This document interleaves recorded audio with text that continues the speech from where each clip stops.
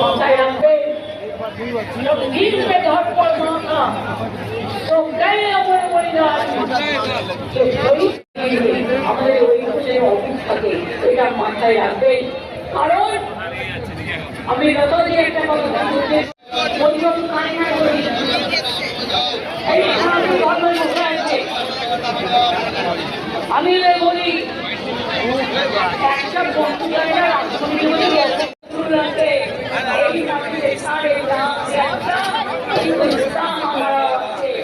এই মাটিতে আমার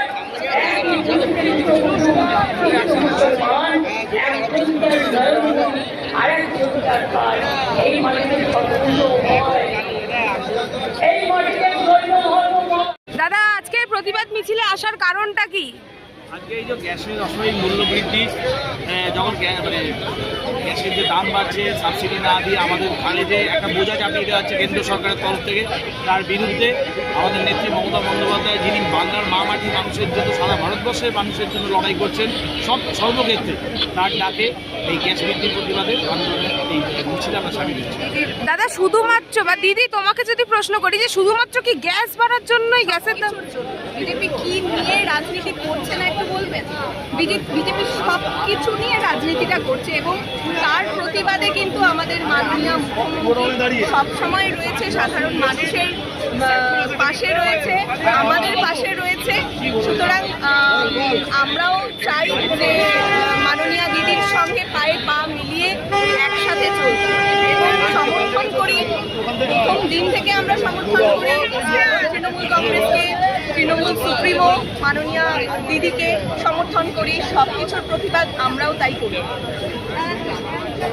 একদম দিদি, থ্যাংক ইউ। মুখ্যমন্ত্রী ঠিক সময় মতো যারা কথায় কথায় এইগুলো বলছেন তাদের মুখ থেকে তো একবারও শুনিনি যে কেন্দ্রীয় সরকারকে বলছেন যে বকেয়া টাকাটা দিয়ে দেওয়া হোক বাংলার 1,96,000 কোটি টাকা যদি মুখ্যমন্ত্রী কেন্দ্রের বকেয়াটা পেয়ে যান তাহলে দিয়ে কেন আরও অনেক বিষয় সুবিধা হয়, সেগুলো বলার নাম নেই। শুধুমাত্র এই ধরনের একতরফা বিজেপি সিপিএমের কথা প্রতিধ্বনি করা এটা কোনো সুস্থ কাজ নয়। নিশ্চয়ই সবাই সবার দাবি জানাবে, কিন্তু বাংলার যে দাবি যেটা কেন্দ্র আটকে রেখেছে, বাংলার দাবিটা মিটলে যে সুবিধা হয়, তাহলে তো মুখ্যমন্ত্রী সকলকে আরও বেশি দিতে পারেন। তো সেগুলো যদি না দেন তো কী হবে? তাহলে এই কথাগুলো বলছেন। আরাবুল ইসলাম আইএসএফে জয়েন করুন। আরাবুল ইসলাম আরাবুল তৃণমূল ছেড়ে আইএসএফ। তার মনে হয়েছে গেছেন, আমার মনে হয় ব্যাপারটা আমাদের ওখানকার নেতারা বলছে। সবাই জানে, আমরা শুধু বলবো যে মমতা বন্দ্যোপাধ্যায় মুখ্যমন্ত্রী হওয়াটা চতুর্থবার সময়ের অপেক্ষা। শুভেন্দুবাবুদের কনসেন্ট্রেট করা উচিত যে 30-এর ওপর না পেলে কিন্তু বিরোধী দলের তকমা থাকবে, সেটাই কনসেন্ট্রেশন হওয়া উচিত। মমতা বন্দ্যোপাধ্যায় চতুর্থবার মুখ্যমন্ত্রী হবেন, এটা সময়ের অপেক্ষা। বাংলার দেওয়াল লিখন, দেওয়াল লিখন যারা পড়তে পারছে না, এতে দেওয়াল লেখা শুরু হবে।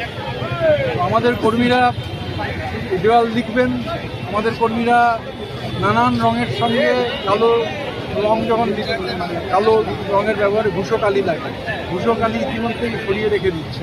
আমরা যখন সবুজ আবির খেলবো বাংলা বিরোধীদের গালে আলতো করে, খুব বেশি নয়, যাতে কালো ভূষো কালি লাগিয়ে দেয়। প্রতিবাদ মিছিলে আসার কারণটা কি? প্রতিবাদ মিছিলে আসার কারণ কি? সাধারণ মানুষের জন্য আজকে এই প্রতিবাদ। গ্যাসের দাম প্রচুর পরিমাণে বাড়িয়েছে, প্লাস গ্যাস পাওয়া যাচ্ছে না। দিদি দিচ্ছে উন্নয়নের সরকার আর মোদি দিচ্ছে ভাওবাজি সরকার। উনি সব মানুষের বিশেষ করে যারা প্রতিশ্রুতি দিয়েছে, আপনারা দেখেছেন এসআইআর প্রত্যেকটা মানুষ পেটে বাচ্চা নিয়ে থেকে, মারা থেকে এবং বয়স্ক মানুষ লাইনে দাঁড়িয়েছে। দাঁড়িয়ে আজকে তাদের নাম বাদ যাচ্ছে, কেউ সুইসাইড করছে, কেউ মারা যাচ্ছে। অপ্রতিশ্রুতিদের মোদী সরকার, প্লাস গ্যাস যা ছাড়া আমরা চলতে পারবো না, সেই গ্যাসের দাম ভীষণ পরিমাণে বাড়িয়ে দিয়েছে। 25 দিনের মাথাও গ্যাস পাওয়া যাচ্ছে না। দিকে দেখুন, দিদির সরকার, দিদি উন্নয়নের সরকার করছে, যুবসাথী, খাদ্যসাথী, রূপশ্রী, স্বাস্থ্যসাথী, লক্ষ্মীর ভান্ডার কি না দিদি দিচ্ছে। এমনকি কাল শুধু গ্যাসের দাম বেড়েছে বলেই কি আপনারা আজকে প্রতিবাদ মিছিলে? একদমই না, আমাদের প্রতিবাদ এসআইআর থেকে চলছে।